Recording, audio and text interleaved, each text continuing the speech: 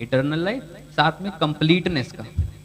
जब बात होती है यहाँ पे परमेश्वर का आत्मा वहाँ पे 3 महीने तक रहा, वाचा का संदूक वहाँ पे 3 महीने तक रहा, तो परमेश्वर इस चीज को दिखाना चाह रहा था कि मैं तेरे साथ इटर्नल लाइफ के लिए रहना चाहता हूँ तेरी जिंदगी में, और जब तक मैं तेरी जिंदगी में रहूंगा तब तक तू अभिषेक पाता जाएगा, तब तक तू आशीषों को पाता जाएगा और उनसे हटेगा नहीं, मेरा आत्मा तेरे से हटेगा नहीं, और तू आशीषित होता जाएगा और तू कंप्लीट होता जाएगा। और यहाँ पे वही चीज लिखी है कि ओबेदेदोम कंप्लीट होता गया, ब्लेस्ड होता गया, आशीषित होता गया। उन 3 महीनों में परमेश्वर ने उसको ऐसा प्रॉस्पर कर दिया कि उसके आसपास वाले लोग देख रहे हैं, और इतना प्रॉस्पर किया कि बाइबल इस बात को बता रही है कि परमेश्वर ने उसको ब्लेस किया, परमेश्वर ने उसको आशीष दी, ना केवल उसको आशीष दी, उसके घराने को भी आशीष दी।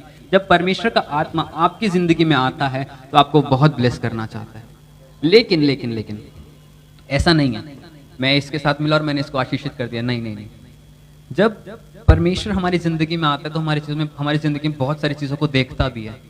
अगर आपको किसी को 100 रुपए देने हैं तो आप उसके सबसे पहले देखोगे कि ये बंदा ईमानदार है कि नहीं।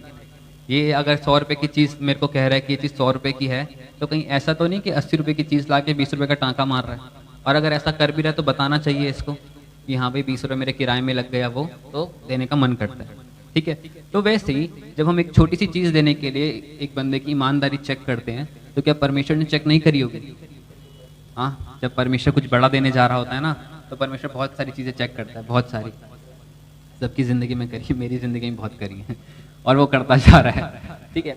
तो जब परमेश्वर ने ओबेदेदोम की जिंदगी में आशीष दी, तो क्या आपको क्या लगता है कि परमेश्वर ने उसको चेक नहीं किया होगा? किया होगा।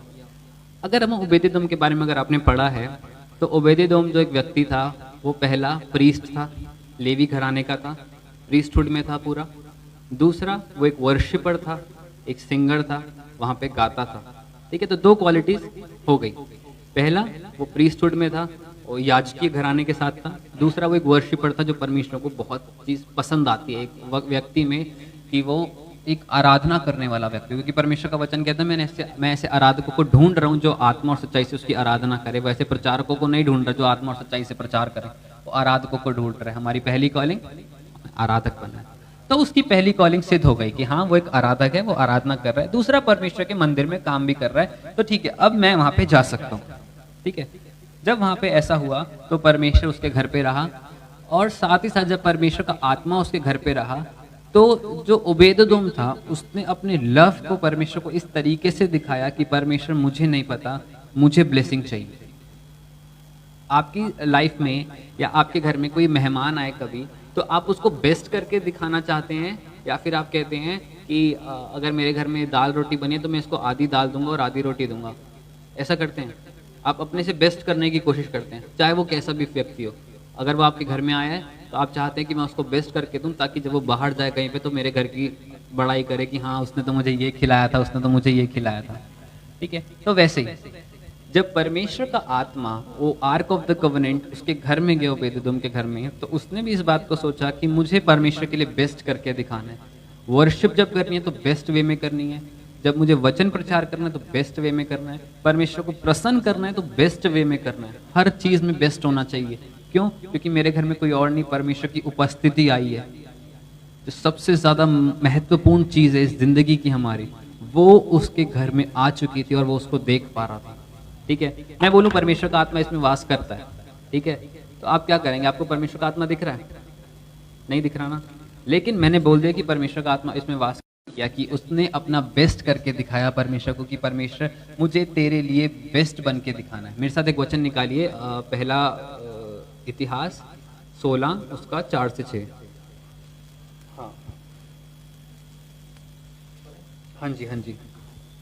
तब उसने कई लेवियों को इसलिए ठहरा दिया कि यहोवा के संदूक के सामने सेवा टहल किया करे। ठीक है, यहोवा के संदूक के सामने सेवा टहल किया करें, मतलब ये सिर्फ स्पेशलाइज्ड लोग थे कि ये सिर्फ परमेश्वर के संदूक के आगे ही सेवा टहल करेंगे, इनका कोई और काम नहीं है, ठीक है। ना खाना खाना, ना खाना बनाना, ना कपड़े धोना, कुछ नहीं, सिर्फ परमेश्वर के संदूक के आगे सेवा टहल करना, उसकी रखवाली करना और उसकी देखभाल करना। आगे, और इस्राएल के परमेश्वर यहोवा की चर्चा और उसका धन्यवाद और स्तुति किया करे। ठीक है, क्या किया करे? यहोवा की चर्चा किया करें, उसका धन्यवाद किया करें। चर्चा मतलब उसके बारे में बताया करें, उसकी बड़ाई किया करें और साथ में धन्यवाद किया करें, ठीक है। और आगे, उसका मुखिया तो आसाफ था, ठीक है। और उसके नीचे जकरिया था। आगे। हाँ पूरा पूरा फिर पूरा। यहील, फिर शमीरामोत, यहीएल, मतैया, एलियाब, बनाया, ओबेदेदोम और येहेल थे। ये तो सारंगियां और बीड़ा लिए हुए थे, और आसाफ झांझ पर राग बजाता था। बनाया और यहजीएल नामक याजक परमेश्वर की वाचा के संदूक के सामने नित्य तुरियां बजाने के लिए नियुक्त किए गए। ठीक है, इसमें ओबेदेदोम का नाम नहीं लिखा, आया। आया है ना, ठीक है। जब परमेश्वर ने इन सब लोगों को ठहराया था, उसी में साथ साथ परमेश्वर ने ओबेदेदोम का नाम भी दिया कि परमेश्वर ने ओबेदेदोम को भी उस जगह पे नियत रूप में ठहराया था। ठीक है, अब इतने सारे लोग थे सेवा टहल करने के लिए, ठीक है, सिर्फ ओबेदेदोम का नाम ही आया वहाँ पे, और किसी का नाम नहीं आया। ठीक है, ओबेदेदोम का मतलब साफ है, क्या कहते हैं, ओबेद मतलब ओबे करने वाला। ठीक है, और अगर हम इसको थोड़ा सा और डिफाइन कर दे तो एदोम, हमने पढ़ा था एदोम, एदोमी लोग थे, तो ओबेद एदोम जो था वो एदोम वंशी था, बस दैट्स ऑल। इसका मतलब यही होता है कि एदोम के घराने वाला, एदोम का डिसेंडेंट। ठीक है, चलिए, तो ओबेदेदोम चल रहा था वहाँ पे। ठीक है, इतने सारे लोगों ने में से परमेश्वर ने सिर्फ ओबेदेदोम को ही चुना और उसके घर पे वो प्रेजेंस को लेकर आया, और वो प्रेजेंस उसके घर पे 3 महीने तक रही। अब जब हम 3 महीने की बात करते हैं तो फिर से बात आती है 3 की। ठीक है, परमेश्वर को हम त्रिएक परमेश्वर कहते हैं। ठीक है, स्पिरिट, सॉरी, लॉर्ड गॉड, उसके बाद होली स्पिरिट और जीसस। ठीक है, 3 रूप हैं उसके। ठीक है, अगर हम अपनी बॉडी को देखें तो बॉडी भी 3 चीजों से बनी होती है, स्पिरिट, सोल एंड बॉडी। ठीक है, हमारे अगर चीज़, अगर हमें जीवित रहने के लिए 3 चीज़ चाहिए तो वो यही है, spirit, soul and body. Spirit जो परमेश्वर से डायरेक्ट कनेक्ट करती है, सोल जिसको हम अपना विवेक कहते हैं, जो परमेश्वर ने हमने सोचने की शक्ति दी है। ठीक है, तीसरा बॉडी। ठीक है, और भी खैर बाइबल में बहुत सारी चीज़ें हैं, इसमें अगर हम 3 को देखा जाए तो परमेश्वर यीशु मसीह जो था, तीसरे दिन मुर्दों में से जी उठा था, 3 दिन 3 रात तक कब्र में रहा था। ठीक है, और भी खैर बहुत सारी चीज़ें, मैं कितनी गिनवाऊँ आपको। ठीक है, तो 3 is the number of eternity, 3 is the number of eternal life, या हम कह सकते हैं 3 is the number of completion. ठीक है, 3 चीज परमेश्वर ने करी उसकी जिंदगी में।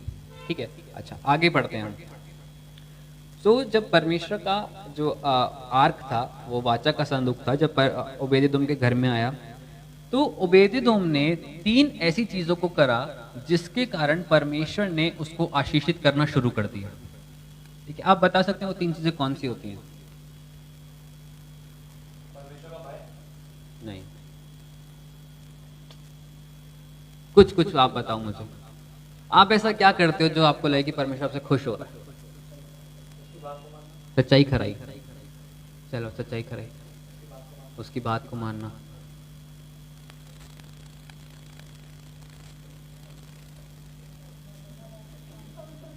पवित्रताई, भलाई के काम करना, और मतलब जिसको आप खुश करना चाहते हैं आपको उसके लिए बोलने में सोचने की जरूरत पड़ रही है? वर्शिप करना, और ठीक है, हाँ परमेश्वर की स्तुति करना, और कुछ अपनी तरफ से हम सब कुछ बेस्ट करने की कोशिश करते हैं। ठीक है, लेकिन क्या आपको लगता है कि जो हम अपनी तरफ से बेस्ट कर रहे हैं वो परमेश्वर तक बेस्ट वे में पहुंच रहा है? आपको लगता है ये बात कि अगर मैं अपने लिए परमेश्वर से बेस्ट करने की कोशिश कर रहा हूँ कि परमेश्वर मुझे ये चीज़ चाहिए, तू मुझे इसके लिए कर, और मैं तेरे साथ अच्छे तरीके से अपना रिश्ता बनाऊंगा, मैं तुझे वर्शिप करूंगा और दान दूंगा, और जो भी मेरा मन में आएगा मैं वो करूंगा, लेकिन अच्छे काम करूंगा, तो क्या हम इस बात को कह सकते हैं कि परमेश्वर का आत्मा उन चीज़ों से खुश रहेगा? कहीं ना कहीं कमी रह जाती है। हाँ, तो वही तो पूछ रहा हूँ मैं कि हम अपनी तरफ से बेस्ट करने की कोशिश करते हैं लेकिन फिर भी बेस्ट नहीं कर पाते। बहुत सी बात में हम चूक जाते हैं, बहुत सी बातें हमें गिरा देती हैं, और हर चीज़ हमारी परमेश्वर को पसंद नहीं आती, हम चाहे कितना भी अच्छा कर लें, साफ सीधी बात है ये। ठीक है, अभी मैं पीछे कुछ देख रहा था तो उसमें एक बात को बोला गया कि हम सबको खुश नहीं कर सकते, या तो परमेश्वर को कर लो या तो आपके आसपास वाले लोगों को कर लो। आसपास वाले लोगों को करोगे तो परमेश्वर कभी खुश नहीं कर पाओगे, लेकिन परमेश्वर को खुश करोगे तो हो सकता है आसपास वाले लोग भी खुश हो जाएं आपसे। आमीन।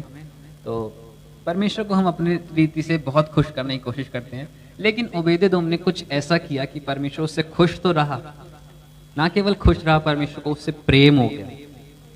मुझे जिससे प्रेम है मैं उसको सब कुछ देना चाहता हूँ। ऐसा होता है सबकी लाइफ में, ठीक है, कि आपको जिससे प्रेम होता है आप सब कुछ उसके लिए करना चाहते हैं, रात को उठने के लिए तैयार होते हैं, उसके लिए भागने के लिए तैयार होते हैं, उसकी ख्याल करने के लिए तैयार होते हैं, सब कुछ आप उसके लिए करने के लिए तैयार होते हैं। Either it's your family, it's your partner, आपके बच्चे, कुछ भी हो सकता है, ठीक है। लेकिन ओबेदेदोम ने सब चीज़ों को पीछे रखा और परमेश्वर को खुश करने में लग गया, ठीक है।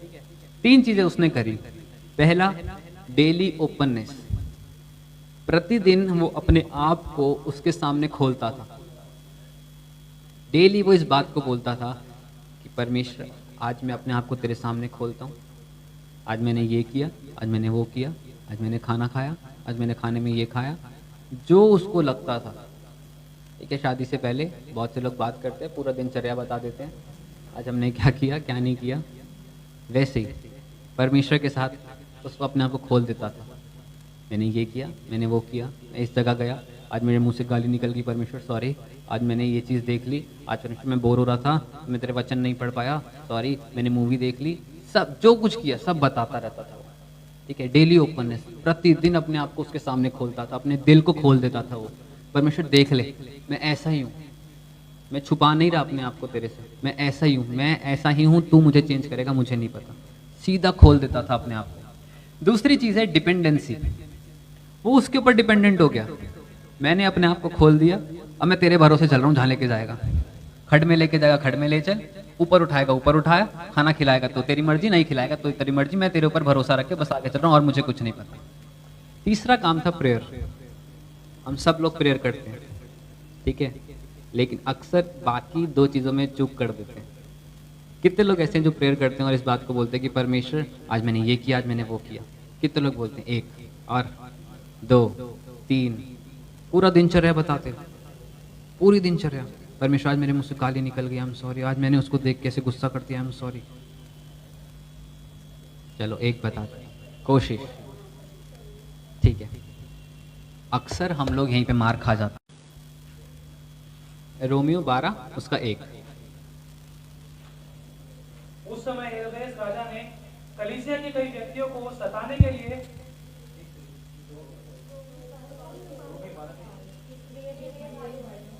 हाँ जी, इसलिए हे भाइयों,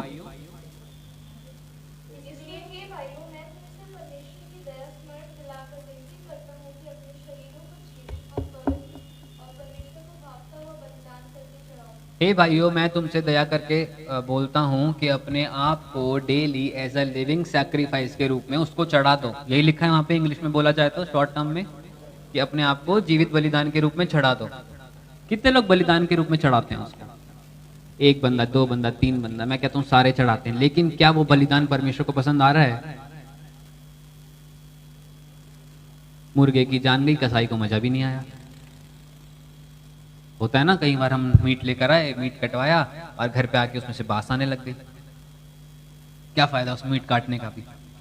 बलि तो हुआ वो, लेकिन काम तो किसी नहीं आया, है ना। काटा तो उसको भी गया, दर्द तो उसको भी हुई, लेकिन काम तो किसी के नहीं आया। क्या आपका आज बलिदान देना परमेश्वर को पसंद आ रहा है?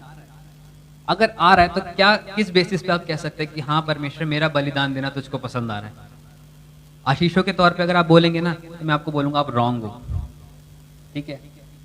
मूसा एक ऐसा लीडर था जो 20 लाख लोगों को लेके चला, 40 साल तक लेके चला, लेकिन परमेश्वर का आत्मा बोला कि मैं उनको सब कुछ देता रहा, उनके मोजे तक फटने नहीं दिए, लेकिन मेरा आत्मा उनसे रूठा रहा। कैसे कह सकते हैं आपको आशीष मिल रहे तो परमेश्वर आपसे खुश है? हाँ, पतरस उसके साथ रहता था यीशु मसीह के, यहूदा इस्करियोती उसके साथ रहता था यीशु मसीह के, उसी ने धोखा दिया। पतरस ने बोला कि मैं इसको नहीं जानता। एंड टाइम पे जब उसको जरूरत थी, उसने बोला मैं उसको नहीं जानता। यहूदा इस्करियोती जो उसके साथ रहता, जो उसका ट्रेजरर था, ठीक है, जो सारा जितना भी चंदा ऑफरिंग्स टाइथ आते थे वो सब इकट्ठे करता था, ठीक है, वो उसके पास जाके कह रहा है कि मैं इसको नहीं जानता, मैंने इसको पकड़वा दिया, ठीक है। जब उसके साथ रहने वाले बंदे इस तरीके का काम कर सकते हैं, तो आज आपका और मेरा बलिदान क्या परमेश्वर को खुश हो रहा है? क्या आपका मेरा बलिदान परमेश्वर को ग्रहण योग्य हो रहा है? बताओ। मैं एक ये माइक लेकर आया, ठीक है, 850 रुपए का माइक में लेकर आया, और जिसको देना था उसको पसंद भी नहीं आया। मेरे तो 850 रुपए भी गए और 2 गालियां भी खा ली और अपना पेट्रोल भी वेस्ट कर लिया और टाइम भी वेस्ट कर लिया, पूरा दिन भी लगा दिया मैंने लेकर आने के लिए, लेकिन जिसको लेकर आया उसको पसंद ही नहीं आया।